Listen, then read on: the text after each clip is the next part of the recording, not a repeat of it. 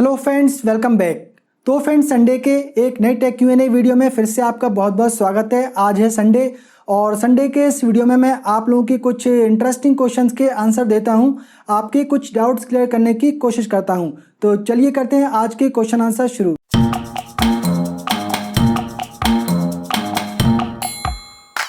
तो पहला क्वेश्चन यहाँ पर लेते हैं राकेश गुप्ता जी का। ये लिखते हैं कि how to avail 4 year warranty.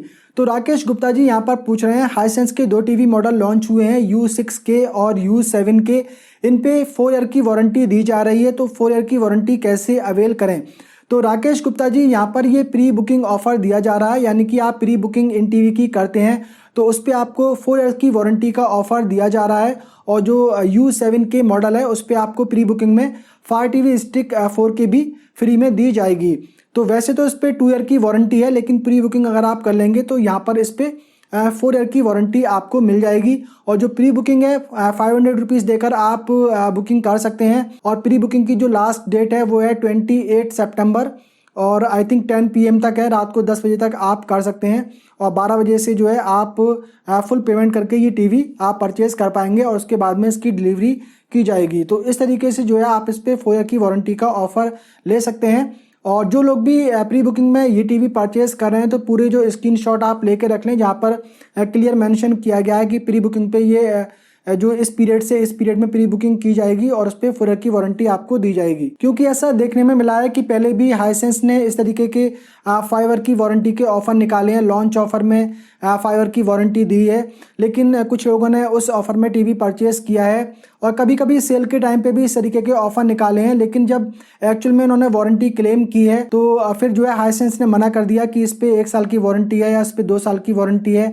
Amazon से कॉल की तो अमेज़ोन ने कहा कि नहीं, हाईसेंस से बात करो, और हाईसेंस को कॉल कर रहे हैं तो वो कहते हैं कि नहीं, इस पे तो हमने ऐसा कोई ऑफर दिया ही नहीं है। इस तरीके की काफ़ी सारी कंप्लेंट सुनने को मिली हैं।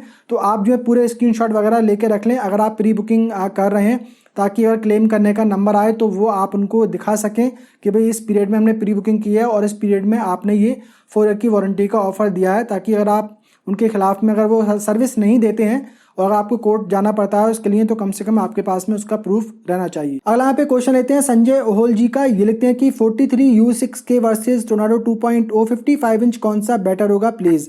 संजय जी, 43 U6K मॉडल में QLED पैनल दिया गया है। थोड़ी सी जो पिक्चर क्वालिटी है यहाँ पर आपको बेटर मिलेगी, थोड़ी सी जो ब्राइटनेस है वो भी यहाँ पे अच्छी दी जा रही है। तो अगर इसका 50 इंच 55 इंच और 65 इंच का वेरिएंट अगर लॉन्च किया जाए तो बेटर होगा। हो सकता है कि दीपावली के आसपास में 55 इंच और 65 इंच का वेरिएंट भी इस टीवी का निकल कर आए।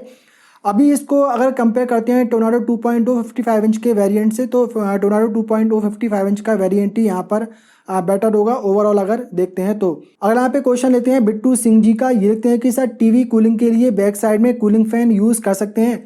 बिट्टू सिंह जी, टीवी के साथ में कूलिंग फैन लगाने की कोई भी ज़रूरत नहीं है। अगर ऐसी कोई ज़रूरत होती तो कंपनी खुद से ही वो लगा कर देती, तो आई थिंक उसकी कोई भी ज़रूरत नहीं है। और अगर आप लगाते भी हैं तो कौन से कूलिंग फैन लगाएंगे जो CPU में यूज़ किए जाते हैं, आई थिंक वही आपको लगाना पड़ेंगे। उनकी जो नॉइस है काफ़ी ज़्यादा होती है, उससे जो है आपका टीवी का व्यूइंग एक्सपीरियंस भी ख़राब होगा।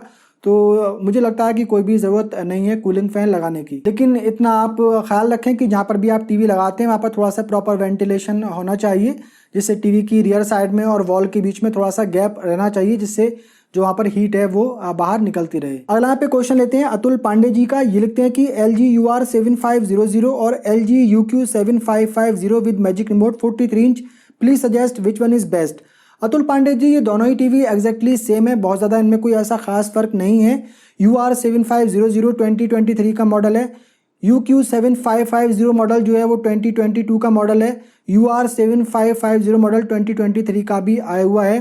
तो इन तीनों में से जो भी आपको सस्ते में मिल रहा है वो आप यहाँ पे परचेज़ कर सकते हैं। अगर UQ7550 मॉडल आपको इन दोनों 2023 के मॉडल से अगर सस्ते में मिल रहा है तो वही आप परचेज़ कर लें, इनमें बहुत ज़्यादा कोई फ़र्क नहीं है। अगर 1000-1500 रुपये का डिफरेंस आता है तो आप 2023 वाला मॉडल परचेज़ कर सकते हैं। UR7500 और UQ7550 या फिर UR7550 मॉडल में सिर्फ एक मैजिक रिमोट कंट्रोल का ही फ़र्क है। अगर आप UR7500 मॉडल भी परचेज करते हैं तो अलग से आप रिमोट कंट्रोल परचेज कर सकते हैं LG से 1500-1600 रुपये में वो आपको मिल जाता है। अगला यहाँ पे क्वेश्चन लेते हैं SD ब्रदर्स जी का। ये लिखते हैं कि sir best TV under 1 lakh OLED या QLED 55 inch please answer watching sports और OTT। SD ब्रदर्स जी अगर 1 लाख रुपीज़ के अंडर में आपको कोई टीवी परचेज करना है तो डेफिनेटली आपको OLED टीवी ही परचेज करना चाहिए। OTT कंटेंट देखने के लिए, स्पोर्ट्स देखने के लिए काफ़ी बढ़िया रहेगा, काफ़ी बढ़िया पिक्चर क्वालिटी उस पर आपको देखने को मिल जाएगी।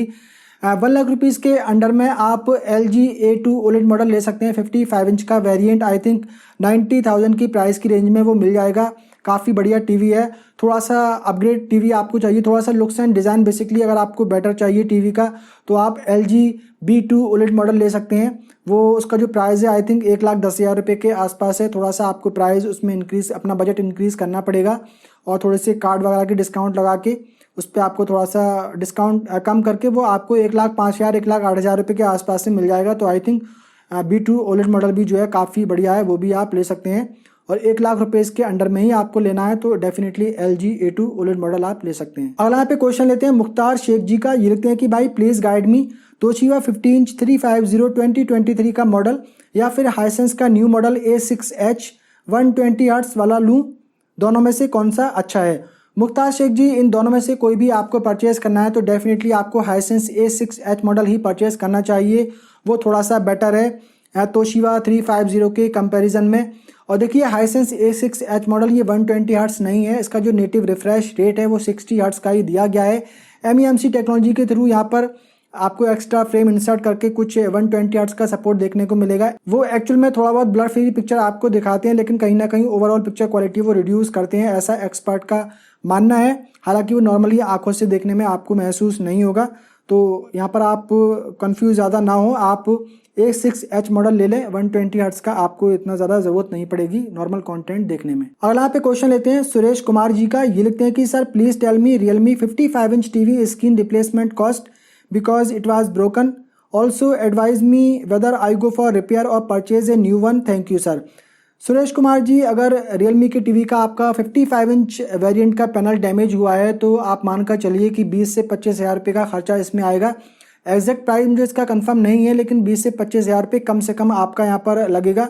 तो इतने पैसे पैनल रिप्लेसमेंट करवाने के लिए आई थिंक आप वेस्ट ना करें, एक न्यू टीवी बाई कर लें कुछ पैसे और ऐड करके, तो वो आई थिंक बेटर रहेगा। अगला यहाँ पे क्वेश्चन लेते हैं श्री कृष्णा व्यास जी का। ये लिखते हैं कि sir LG UQ8040 VA panel है और क्लियरिटी बहुत अच्छी है लेकिन पिक्चर देखते हुए सीरियल जैसा शूटिंग लगता है, इसकी क्या वजह है?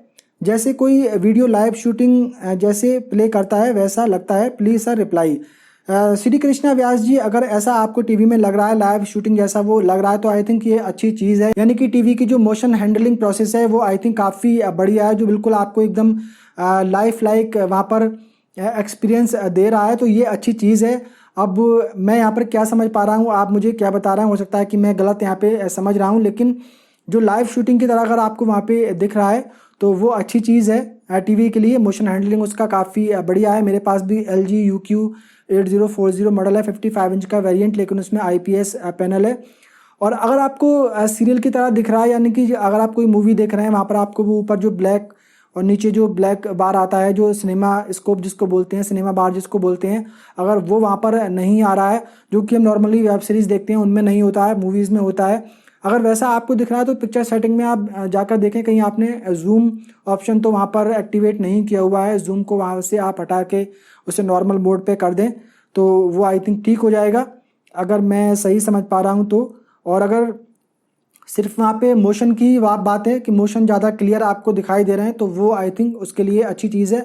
बाकी मोशन को अगर आप कम करना चाहते हैं तो पिक्चर सेटिंग में जाकर आप मोशन फीचर वहाँ पर दिया गया है उसको आप चेंज कर सकते हैं। क्लियर मोशन, स्मूथ मोशन, उसको ऑन ऑफ भी कर सकते हैं। ऐसे कुछ फीचर आई थिंक उसमें मिल जाएंगे, तो वो आप ज़रूर चेक कर लें। नेक्स्ट एंड लास्ट क्वेश्चन यहाँ पर लेते हैं जोसेफ पॉल जी का। ये लिखते हैं कि भाई साहब आप क्या बोल रहे हैं, समझ में नहीं आ रहा है, ये 9050 में क्या LED है, एग LED, थोड़ा क्लियर बोलो।